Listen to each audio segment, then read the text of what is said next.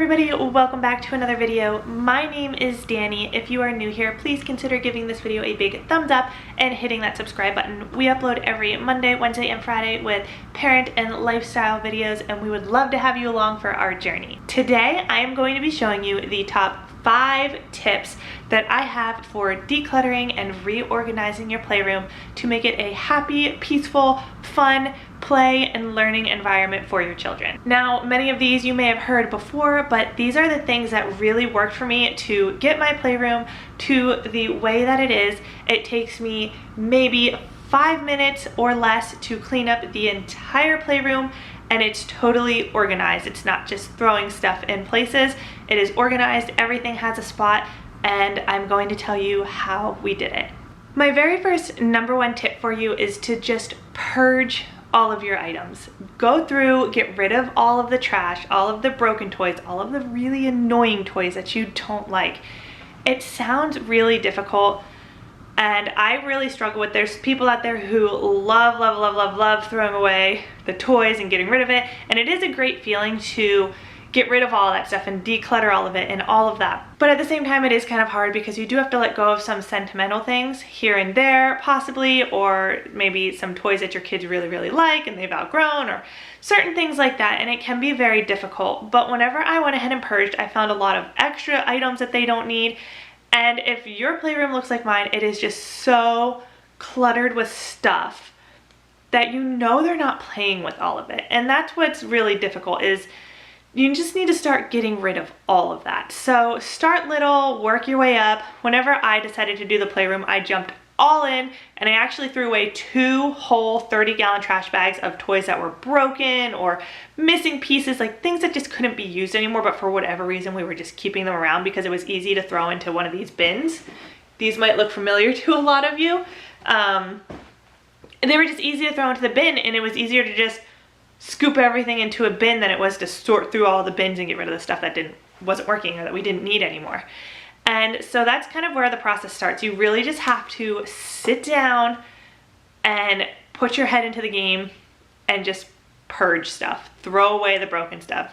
Donate the things that you don't use anymore. Once you get to that point, it gets a little bit more manageable. So as I was saying, I was using these bins, these storage bins, and I think a lot of people seem to use these. These are really popular. It's easy to just put so much stuff in them and put them in one of these cubes. These were actually the exact cubes that we were using in these storage bins, so you could see what they used to look like. And I needed to get rid of these cubes. These cubes, as effective as they are and as much stuff as they hold, they really cause a problem when you want a really beautiful, well-organized, well-maintained playroom. These cause a lot of problems. And so for tip number 2, it is to get rid of these storage totes or big bins and boxes. Get rid of these and move to a smaller basket-like concept. I'm gonna say concept. There's a couple of different ways. So let me just put this into a perspective a little bit. I got these from the dollar store. They're $1. They're beautiful. Look at them. They're great. They come in a ton of colors. So I've got this like pinkish red, there's blue, there's green, tons and tons of colors, whatever colors you want. Of course, there's other options like these. And then as you can see, I do have a lot of wooden style boxes that I've also used that we just have from different Melissa and Doug toys and things like that. So here's the thing, get these smaller totes, get these smaller baskets. What it does is it really allows your child to visually see what they're looking for. So for example, if my kids wanted to play with blocks, they can see this tote is all filled with blocks. They don't have to go searching through this tote for blocks. My kids were kind of conditioned to take out these totes and dump them into the middle of the floor, sift through it for what they were wanting, and then throw the tote to the side, dump another tote, look what they were looking for. It wasn't effective because then we just had piles of toys and then we just shoved them all back in the totes. And it didn't work very well. Now, of course, you can always go through and organize your totes, and I've seen a lot of people do that, but then there's a tote like this, and it's a ball tote, and the tote is filled to the top with balls. And then there's a block tote, and this is filled to the top with blocks. Just think about it. Does your kid need this many blocks? Or can you get rid of that tote and just have this many blocks? So you really just need to prioritize what your child is needing, and if this is a better solution for you, because now they see that the blocks are here, they'll take the blocks out, they'll play with the blocks, and then they also know to put the blocks back in here and put this away. So everything has a spot and they can visually see what they're looking for. They don't have to sort through things to find what toy they're trying to play with. So this is really, really good. So it also just helps you declutter, because then you're getting rid of so much stuff. I could have filled up an entire tote with blocks. I really could have. And I decided to just pick and choose a few blocks and put them in one of these baskets instead. And it is life-changing, life-changing.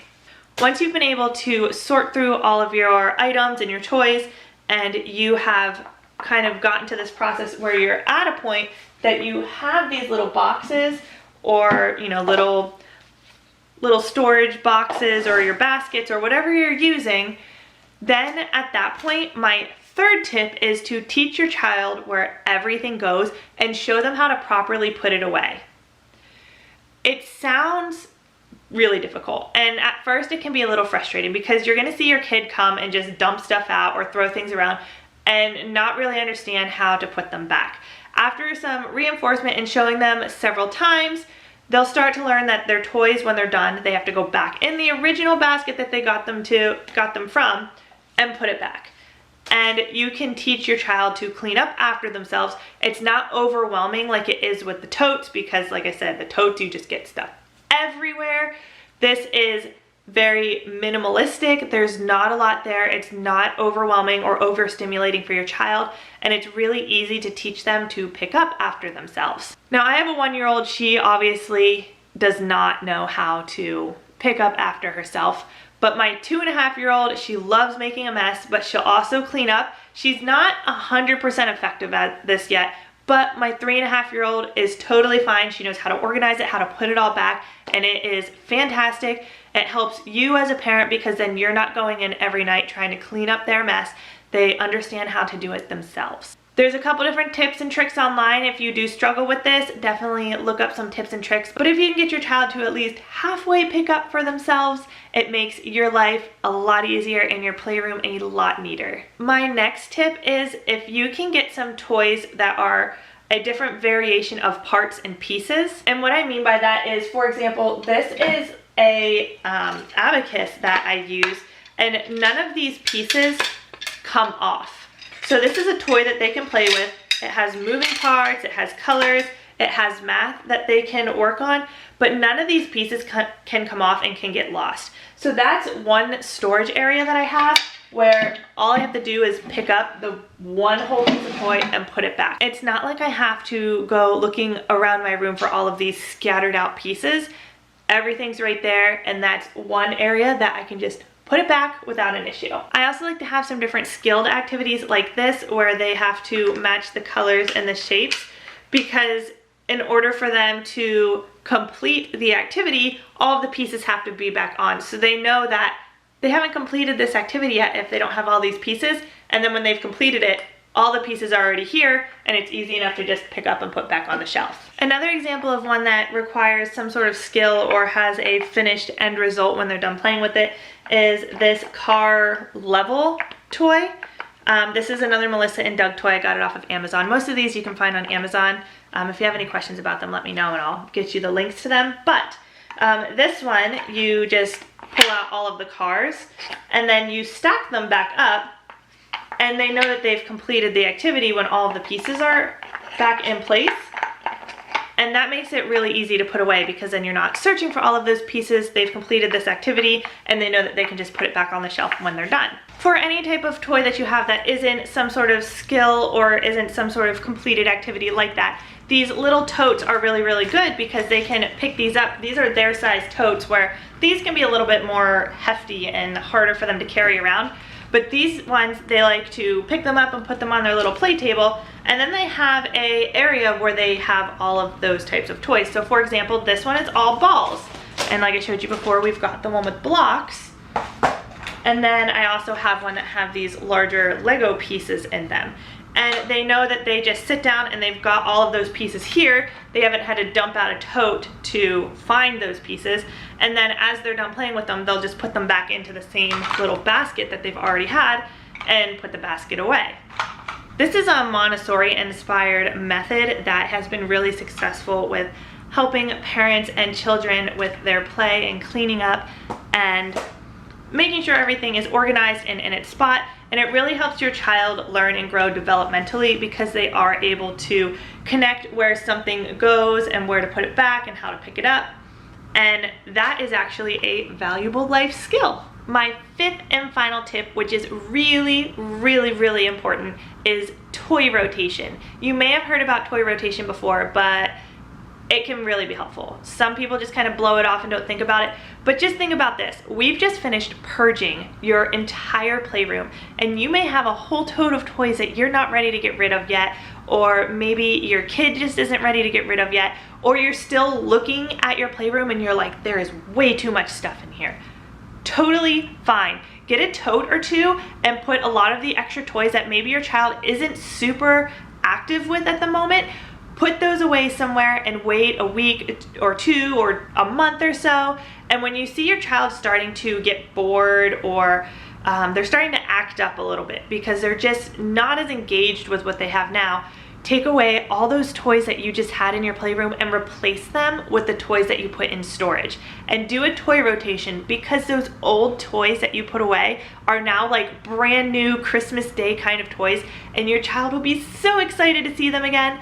And then you just keep doing rotations of toys. And this helps engage your child a little bit more because they're not just seeing the same thing over and over and over again.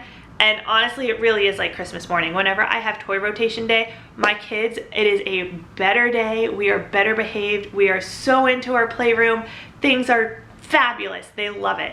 And toy rotation has just really, really, really helped my kids. And it really can help solve behavior issues as well. It has helped my 2.5-year-old with her behavior issues a lot. It really has. We've seen a big improvement since I've started doing toy rotations with her behaviors, because she just has more things to do and more things to be active with throughout the day, and she's not bored doing the same repetitive things every single day. And especially with the quarantine that's just happened, toy rotation, good stuff. Alrighty guys, well that is going to be it for this video. I hope that my 5 tips have helped you immensely with your playrooms. Let me know which tips and tricks you're going to utilize. Let me know which tips and tricks you are going to utilize in your playroom, and if you have a before or after video of your playroom, please leave it in the comment box because I would love to see your playrooms and what you have done with them. If you have any questions, please let me know. Leave those down below and give this video a big thumbs up. Hit that subscribe button, and I will see you guys in the next one. Bye guys! You can take me high.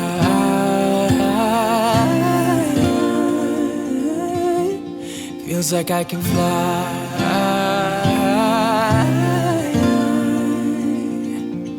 You can take me high.